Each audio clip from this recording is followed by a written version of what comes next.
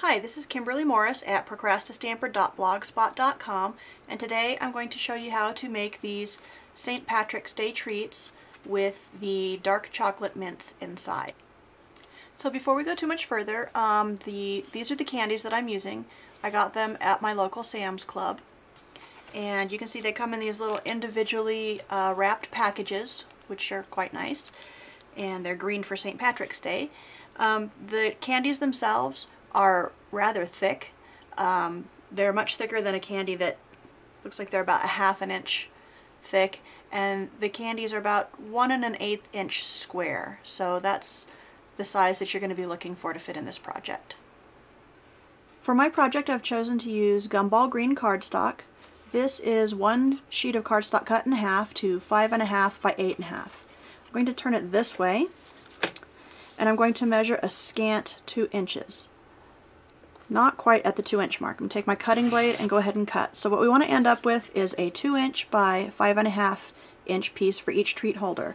You can get 8 treat holders out of one sheet of cardstock. And now I need to score my cardstock. I'm going to put 2 score lines in there, and I'm going to go to 2 7/16.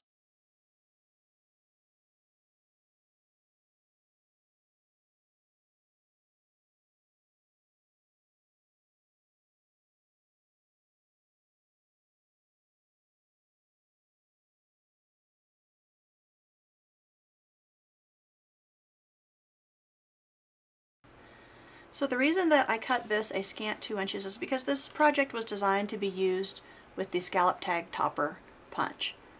So if I cut this exactly 2 inches, it kind of drags while I'm putting it in this punch. So if I cut it just a tiny bit under 2 inches, it just slides in there nice and smooth. So we'll slide one end in, punch that, pull that out, slide it back into the other end, and punch that.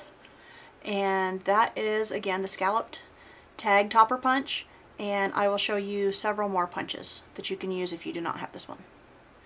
So this is the first alternate punch I'm going to show you how to use with this project. This is the decorative label punch. And what you're going to want to do is slide the paper in from the back. In between, there's the paper guide that you would put it in if you were punching from the front. You just need to find that from inside in the back and slide your paper in there. And then you can just sort of look and see, you want to kind of pull it out just a tiny bit and make sure that you're just cutting the top of it off. So I'm going to line this up here. Turn it towards me so I can see it a little bit better.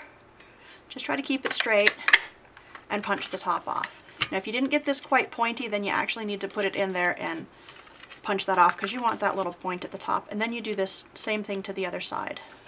Just slide it in there a little bit, check it to see if it's lined up, and punch. And you want to make sure that you're punch just about the same amount off of each side, and that looks good enough. Okay, the second alternate punch I'm going to show you is the 2 3/8 inch scallop circle punch. I'm trying to get that so the light will catch that for you. You can see what the shape is. Of course, you'll see it on the other side here as well. So this one can be a little bit trickier to get your paper in between because there are little scallop points sticking out. So let me finagle that down into there, and then you can see what that looks like. Sometimes if you take your cardstock and take your bone folder and just sort of gently bend it a little bit so it sort of curves at the end so that it'll scoop up into that position, then that can be helpful for you. So you can see I've maneuvered it into position. If I slide it down just a little bit, I can, from my angle, I can see that the paper's actually coming out at the top. So I know that's right about where I want to be. I'm going to line it up to where the little points on the side look like they're right about in the right place, and the cardstock is just about parallel with the side of the punch. And I'm going to go ahead and punch down. And then I'm just going to do the same thing on the other side.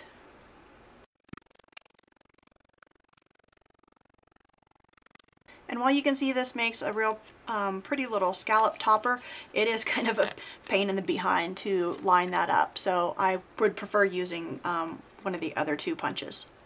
The last punch I'm going to show you is the blossom punch. This is a 6-petal blossom punch.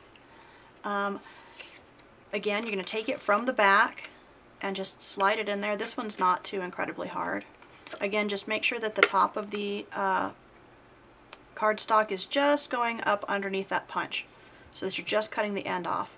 Line that up. Again, this is a lot easier to line up. Oh, and Kitty wants to help. Excuse you, Kitty. And I'll just punch that out, and you can see that one. Then I'll turn it around. Slide that back in there again. Again, it just goes in there fairly quickly and easily. And on several of these punches, you can just use the edges of the punch that are on the side to kind of line it up, and you can see it's pretty even. So this makes a cute little almost shamrock top. So this is the one that I'm going to continue decorating for you in this project. Okay, the next thing I'm going to do is put a greeting on this. I'm going to use Gumball Green ink, so I'll open up my ink pad. And I'm going to use this Happy St. Patrick's Day stamp from the Teeny Tiny Wishes stamp set. I believe there are 28, I think, different greetings in that stamp set, so it's very versatile. So we'll go ahead and tap this onto our ink pad, get some ink on there. And it's a little bit hard to see, but we have our two score lines on there. So this one is the lower score line, and this one is the top score line. Not sure if you can catch that, but we're going to stamp just above that top score line, because that's going to be the bottom of the front when we bend this. So I will line that up, press down gently, and there we go. The next step is to take the small heart punch and punch out 4 hearts. This is pistachio pudding cardstock that I'm using. When you use the scallop tag topper punch, let me grab my piece over here. You can see it it already punches the hole for you. But when you use any of the other punches, you're going to have to go back in and punch the hole for yourself. So let me grab my hole punch. This is just a standard office hole punch. And I'll just punch it in the front wherever I want it. And you'll see how we line that up later with the back. But just so that we can go ahead and get the orientation correct for our little shamrock, we'll do this. Line up these 4 with that hole in it. So we can imagine that the ribbon is going to be up there. You're not really going to have 4 pieces. What you're going to do is just use this for spacing. I might want to slide that down just a little bit more. And then you're going to pull this one off. This is going to be a your stem. So this one is actually going to, you're going to cut this heart. See if I can do this closer to the camera so you can see this a little bit better. So this is actually the top of the heart, but I'm going to cut it and then turn it around and then cut it again down the other side. And you can experiment and see whether you like a little teeny tiny skinny piece or a fatter piece. So that one is going to end up going there. Once you have your spacing the way you want it, just take your Tombow Multipurpose liquid glue, put a little bit on the back of each piece, and adhere that down.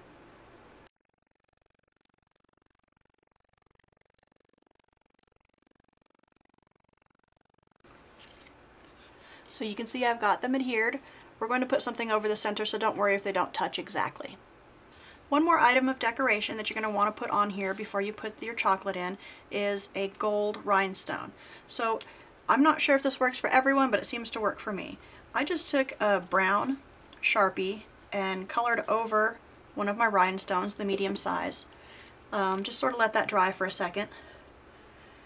And then color over that with your yellow. If you just only color with yellow, well, this has a little bit of brown on the tip of it, but it tends to be sort of like a bright yellow rhinestone, so I found that if I put the yellow on it, it makes it more of a gold color. And here comes Kitty again. She must love gold. You can dab that with a paper towel if you'd like. I had to use my paper towel to dab Kitty's foot off after she stepped in the ink pad. If you want to watch to the end of the video, you can see that blooper. And we'll put that right down in the center there. And then you have a nice little gold sparkly. Alright, once you've done all your decorating that you're going to do on the front, then you can go ahead and punch the second hole that's going to be in the back here. So I'm going to fold this end up, fold this end up along the score lines. Then I'm going to hold these two ends together at the top to where they're flush. I'll go ahead and put my punch just right down in that hole that I've already made. And I can see sort of through the front here to line that up. Just punch, and then you're punching through the hole to make the hole in the exact place on the back. The next thing you're going to want to figure out is what you want to put on the top. If you'd like to put this Gumball Green stitched ribbon, you're going to want to get 4 inches of that because it's a little bit thicker ribbon. If you're going to use the stretch ruffle trim pistachio pudding, then you only need about 3 inches of that. Now, I like to just tuck the candy inside because I don't need any extra adhesive. And if you just let this package sit naturally and rest at the bottom of your treat holder, you can see that the little pieces come down a little bit lower, and so it's not going to really kind of sit flat on the surface, and sometimes it tends to tip over. So if you want your candy to be flush and have the sides sticking out, then you're going to have to do that step right now before you close it up with your ribbon. You'll want to line it up. This will be the front. Just flip it down, lay your candy here, and make sure that this little edge goes no farther down than this score line. So you can see how that's not resting at the bottom of the package. If it was resting at the bottom at the score line, it would be sitting there. So if you want to have it up so that you can make sure it's not going to tip over when you set it down flat to stand up on a surface like this, then you're going to need to take maybe a couple of mini glue dots and just kind of tack that there before you fold up your candy. Before you fold up your treat holder. I'm gonna fold my candy package, so I really don't care. I'm gonna go ahead and just tie it at this point because I don't need to tack it on the inside. Again, one of the benefits of not tacking it in is that if you make several of these for whatever occasion, let's say for St. Patrick's Day you want to make them, and then you want to make them again for, let's say, Easter, you can cheat and keep your candy. Whichever candies that you didn't use, you can just slide right out of the package and put them in a different one. So it's really easy to recycle that way. And then I'm just going to cut the ends off with my ribbon cutting scissors. This one looks like it's not quite right there. Just pull that tight and it should stay for you. Now with your candy, you're going to want to kind of shove the candy over into the middle. You can see you could put it over to one side or the other. I want to put it over into the middle, and then I'm going to tuck each side back. So once I've got the 2 sides tucked back, then I just hold the candy. I put the bottom in first. I tip it over so I can see the bottom corner there, and then I just slide it in my package, and then it's completely done. So you can play around with the bow, do whatever you want, and then your little treat holder is completely finished. So this is the project that I just finished in front of you. It uses Gumball Green cardstock in the back and the Pistachio Pudding cardstock for the shamrock. And it's got the Gumball Green stitch ribbon on it. This is how it would look if you use the Pistachio Pudding ruffle trim instead. And then I went ahead and finished one that uses the Gumball Green stitch ribbon on top and the Gumball Green for the shamrock with the Pistachio Pudding for the actual treat holder itself. And on both of them I used the Gumball Green Ink Pad to put the words on there. And just to recap, this is what your project would look like if you used the 2 3/8 scallop circle punch. This is what it might look like if you used the decorative label punch for the top. And finally, this is how I actually designed this project, was to be used with the Scalloped tag topper punch. It's the easiest punch to use for this project because the hole is already put in the top for you. It's the least amount of finagling, you just slide the paper right in, so I highly recommend that punch.